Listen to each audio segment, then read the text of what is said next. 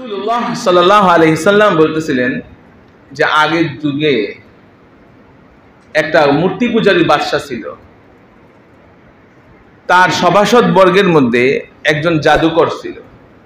তো সে অনেক বয়স হয়ে গেছে, বলতেছিল যে আমি তো মারা যাব যে কোনো মুহূর্তে, আমার এই শিক্ষাটা আমি চাই দুনিয়ার বুকের মধ্যে চালু থাকুক, এই জাদুবিদ্যাটা দুনিয়ার মধ্যে চালু থাকুক। জাদুবিদ্যা সবসময়, ভেলকিবাজ, ম্যাজিক সবসময়ের জন্য কি হারাম নাকি জায়েজ? বল, জাদুবিদ্যা জায়েজ? হারাম। এটারও তো মানুষ বিদ্যা বলতেছে। তাহলে সব বিদ্যা কিনা? ঠিক না। ব্রিটেনের মধ্যে এখনো চুরি বিদ্যা শেখায়, কিভাবে কৌশলের মধ্যে চুরি করবেন। হ্যাঁ, তাহলে মানুষ এখন কোনটা বিদ্যা কোনটা জ্ঞান এখনো এটা তারতম্য করতে পারতেছে না। তখন রাজা বলল, ঠিক আছে, একজন মেধাবী শিশু বালক আপনার জন্য নির্বাচন করতেছে। 10 থেকে 12 বছরের শিশু বালককে নির্বাচন করলো। সে শিখতেছে তার কাছ থেকে, ওই বর্ষিয়ান জাদুকরের কাছ থেকে জাদুবিদ্যা শিখতেছে। পথের মধ্যে বাসা যাওয়ার পথে সেই সময়কার একটা জ্ঞানী পণ্ডিত পুরোহিত তার পাশ দিয়ে যাইতে হলো। সেই পুরোহিত তাকে পছন্দ করছে, তাকেও শিক্ষা দিতে লাগলো, ধর্ম শিক্ষা। তাহলে এই দেখেন ধর্মশিক্ষার প্রভাব, তাকে শিক্ষা দিতে লাগলো। দেরি হয়ে গেল বাসা যাওয়ার পরে, কি ব্যাপার দেরি কেন? তখন তো তাকে মার খাইতে হইল। সে বলছে যে আমি এখানে এই শিক্ষা দিই, এই শিক্ষা। তখন বলছে না, যাবা না, ধর্মশিক্ষা করতে যাবা না, জাদুবিদ্যা শিখবা। এটার দাম আছে, ডিমান্ড আছে পুরো পৃথিবীর মধ্যে। এখন ওটার কোনো দামই নাই। এখনো মানুষ এই ধরনের কথা বলে না? বলে। তোমার ক্যারিয়ার ধ্বংস হয়ে যাবে। কারণ আমাদের দেশের মধ্যে এখনো আমরা এটাকে রাষ্ট্রীয় পর্যায়ে সম্মান দিতে শিখি না। সম্মান দিতে কি শিখি না, মনেই করি না। তো রাসূলুল্লাহ সাল্লাল্লাহু আলাইহি ওয়াসাল্লাম বলতেছেন, তো ওই শিশু বালকের আগ্রহ ছিল ধর্মশিক্ষার প্রতি প্রবল। সে লুকায় লুকায়া, সময় বাঁচায়া বাঁচায়া ওই পণ্ডিতের কাছে, পুরোহিতের কাছে ধর্মশিক্ষা করত। আবার অপরদিকে জাদুবিদ্যাও করতে যাইতো, শিখত। হঠাৎ করে একদিন জঙ্গলের মাঝখানে একটা বাঘ এসে পড়ল। অনেক মানুষ আটকে গেল। ও শিশু বাচ্চাকে বলল, তুমি তো জাদু শিখো, দেখি এই বাঘটাকে কি করতে পারো। তখন ওই শিশু বাচ্চা বলল, আজকে পরীক্ষা হবে। মনে মনে সে বলল, আজকে পরীক্ষা হবে, জাদুর শিক্ষক বড় না ধর্মের শিক্ষক বড়? সে বলল। তখন আল্লাহ তাআলার কাছে এই বলে সে একটা পাথর নিক্ষেপ করলো বাঘের কাছে, জাল্লা, যদি পণ্ডিতের শিক্ষা যদি বড় হয়ে থাকে তাহলে এই বাঘটাকে তুমি ধ্বংস করে দাও। আর যদি পণ্ডিতের শিক্ষা ভালো না হয়, জাদুবিদ্যার যে শিক্ষক তার শিক্ষা যদি বড় হয়ে থাকে, তাহলে তাকে ধ্বংস করো। তখন সে আল্লাহর নাম নিয়ে তখন থেকেই বিসমিল্লাহ বলে ফিকে মারলো, বাঘটার সঙ্গে সঙ্গে মরে গেল। সুবহানাল্লাহ। তখন সে বুঝলো যে না, পণ্ডিতের শিক্ষাটাই কি সবচাইতে কি ভালো, গুরুত্বপূর্ণ, বড়। এই কথাটা যখন পণ্ডিত জানতে পারলো, বলছে যে আজকে তোমার একটা অবস্থান আসছে, আমি দেখতে পাচ্ছি ভবিষ্যতে তুমি একটা কিছু হবা। তোমার এই খবর যদি রাজা জানতে পারে, আমার নাম বললো না। আমার নাম কি বললো না, কারণ সে বাধ্য করবে মূর্তি পূজার ব্যাপারে আমাকে। আমি যদি মূর্তি পূজা করতে অস্বীকার করি, তাহলে আমাকে শাস্তি পাইতে হবে, আমার কল্লাও যাবে। তুমি আমার নাম বললো না। আসলে মানুষ শিক্ষা নেয় না। এই যে 15 বছর ধরে এই অবস্থান গেছে, এখন আরেক দলও চাইতেছে সেই পথেই হাঁটতেছে। তাহলে শিক্ষা নিতে হবে, আমাদের অতীত থেকে কি শিক্ষা নিতে হবে। আল্লাহ তাআলা কখন সকালবেলা রাজারে তুই, ফকির সন্ধ্যাবেলা, মুহূর্তের মধ্যে কেউ ভাবে নাই কোন সময়। তো রাসূলুল্লাহ সাল্লাল্লাহু আলাইহি ওয়াসাল্লাম বলতেছেন যে এক সময় ওই শিশু বালক, 10 বছর 12 বছরের বালকটা, মানুষ তার কাছে আসতে লাগলো, মানুষের ঢল নামলো। অনেক কুষ্ঠ রোগীকে সে হাত বুলাইয়া আল্লাহর নাম নিয়া ভালো করে দিল। আল্লাহর নাম বলতেছে, আল্লাহ ভালো করে দেন, ভালো করে দিল। এভাবে অনেক জন্মান্ধকেও সে ভালো করে দিতে পারলো আল্লাহ তাআলার নাম নিয়ে। এক সময় রাজার সভাসদ বর্গের একজন মন্ত্রী, সেও অন্ধ ছিল, সেও তার কাছে আসলো, অনেক উপহার উপঢৌকন নিয়ে আসলো, বললো আমাকে ভালো করে দেন। তখন শিশু বাচ্চা বললো, আমি ভালো করার মালিক না, ভালো করার মালিক কে? আল্লাহ তার কাছে চাইবেন, আর আমি চেষ্টা করে দেখতে পারি, আল্লাহ যদি আমাকে আমার উসিলা যদি ভালো করে তো করল। তখন সে হাতের চোখ বুলায় দিল, চোখের মধ্যে হাত বুলায় দিল, সঙ্গে সঙ্গে আল্লাহ তাআলা ভালো করে দিলেন। যখন রাজা দেখলো যে তার জন্মান্ধ একজন মন্ত্রী সে সুস্থ হয়ে গেল, জিজ্ঞাসা করলো কিভাবে সুস্থ হয়েছে? তখন সে বলল যে ওই শিশু বালকের কথা। ওই শিশু বালককে আনা হলো। শিশু বালক বলল, এই শিক্ষা তুমি কোত্থেকে পাইছো? তখন সে বলল তার পণ্ডিত পুরোহিতের কথা। পুরোহিতকে ডেকে আনা হইল। বলল, তুমি কি তোমার ধর্ম থেকে ফিরবা নাকি তোমাকে শাস্তি পাইবা? তখন সে বলল যে না, আমার ধর্ম থেকে আমি ফিরবো না, আমি সঠিক ধর্মের মধ্যে আছি। তখন একটা উতিয়া বিমিনশারিন, একটা করাত নিয়ে আসা হলো, তার মাঝখান দিয়ে এভাবে চিরে ফেলা হলো পণ্ডিতকে তাদের সবার সামনে। আল্লাহু আকবার। তারপরও জান গেছে, তারপরও কি ধর্ম বিক্রি করতে কিনা রাজি না। দুনিয়ার স্বার্থে এই যে মানুষগুলো প্রাণ দিল, আবু সাঈদ সহ বুক চিতা দিল, দুনিয়ার কোনো স্বার্থে যদি কোনো দল করত, সে কিভাবে বুক চিতাইতে পারতো? অবশ্যই পারতো না। কারণ সে তো দেখতেছে দুনিয়াই সব। আমি যদি জান দিয়া দিই তো আমার মন্ত্রী এমপি, আমার পদ, আমার এই কাজগুলো করবে কি? আমি পাবো না, তো জান তো চলে গেল। তো এরকম বড় বড় যারা নেতা গোছের মানুষ, তারা দেখবেন জান দেয় না। জান দেখে কর্মী মানুষরা। এই লাশের উপরেই মানুষ কি করে? রাজনীতি করে, ক্ষমতায় আসে, ক্ষমতা যায়। এই দেখা হইতেছে আজকে ছোট কাল থেকে।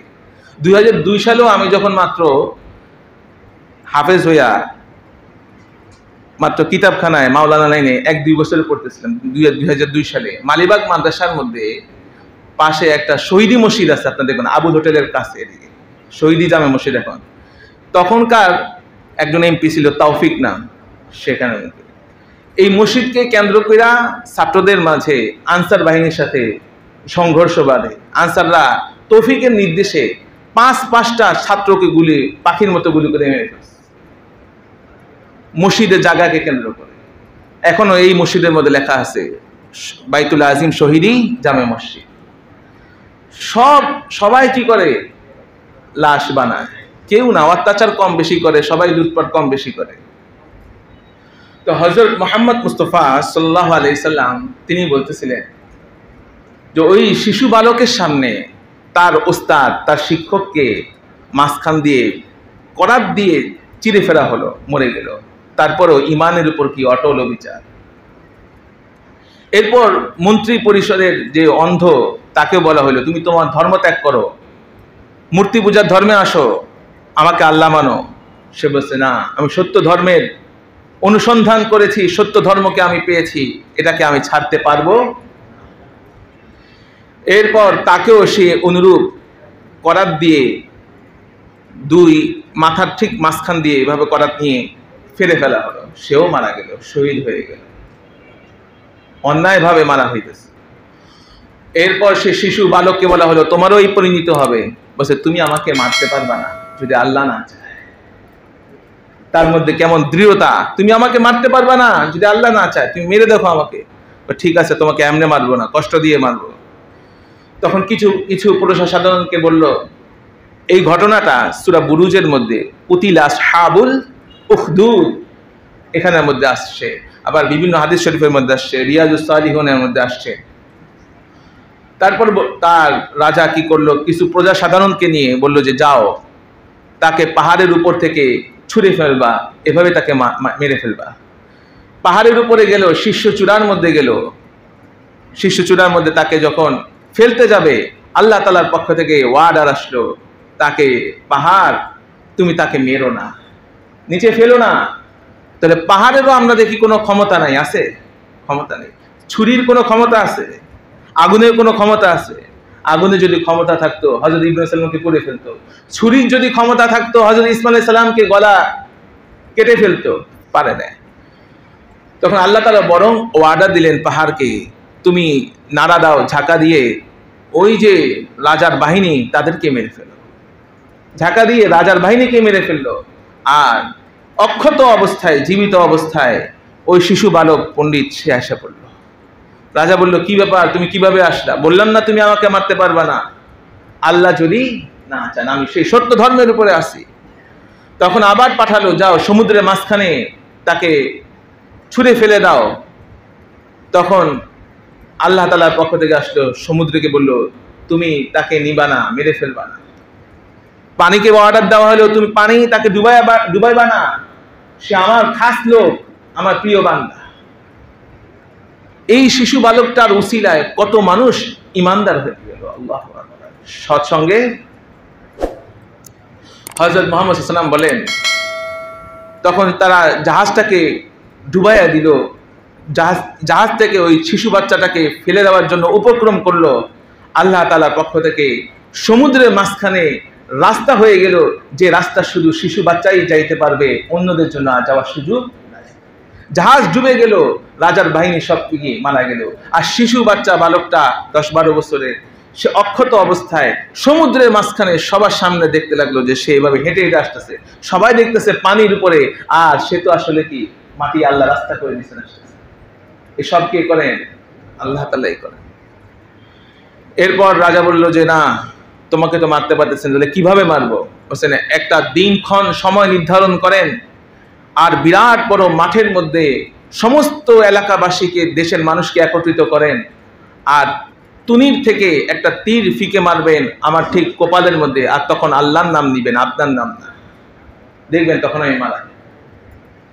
এটাও একটা দাওয়াতি মিশন, নিজের জান দিয়ে সমস্ত মানুষকে সে কি সত্য ধর্মের দিকে কি দাওয়াত দিল। এরপর তাই করা হলো, সমস্ত এলাকার মানুষ, দেশের মানুষ একত্রিত হলো একটা সময়ের মধ্যে, বিরাট বড় মাঠের মধ্যে। বিসমিল্লাহ বলে মারল তীর, সঙ্গে সঙ্গে সে মারা গেল। তখন সে রাজার নাম নিয়ে মারা হইল না, তীরটা কার নামে? আল্লাহর নামে। তখন সমস্ত দেশের মানুষ সেজদায় লুটিয়ে পড়লো। আল্লাহু আকবার। এই রাজা তো কিছু না, রাজাও মারতে পারলো না, রাজাও মারলো কার নামে?